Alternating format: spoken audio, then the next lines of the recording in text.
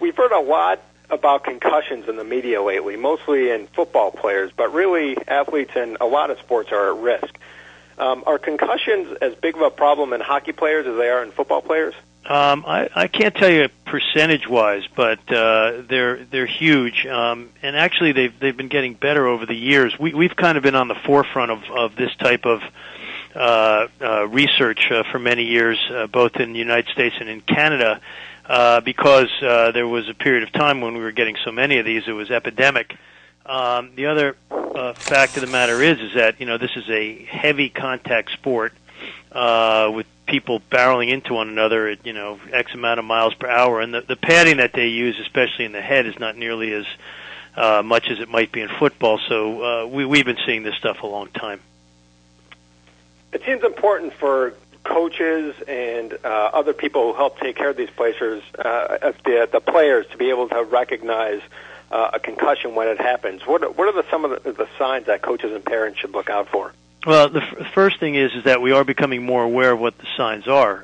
There are some very specific signs. Obviously, loss of consciousness. People who are nauseous after an event. People have memory loss after a particular event.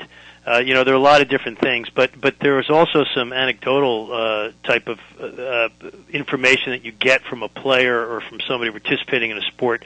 They just don't look right, and they have this fear about them that is unusual. They may be sensitive to light at certain times, but even if they say they're okay, when you look at them, and especially if you happen to know the player, you know something's not right.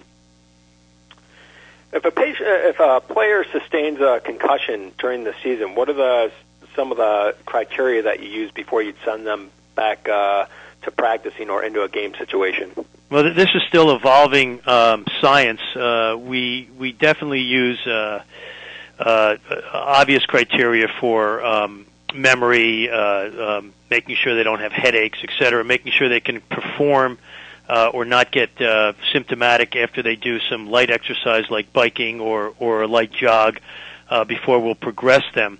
There are also neuropsych tests, which are a baseline test that we get at the beginning of a season. I think it even goes down now to college and high school, where it's a memory test and it's a cognitive test that we use, and then we repeat that after a concussion. And if they can get back down to baseline on that test, plus pass the other physical type of testing, then oftentimes it will be cleared. Now, that being said, as I told you, this is far from an exact science. So as we evolve and learn more and more, hopefully there will be some sort of a scan or some sort of a definitive test that will be able to check the brain and see if everything is okay by ordering an MRI type of test and see if that would potentially help us.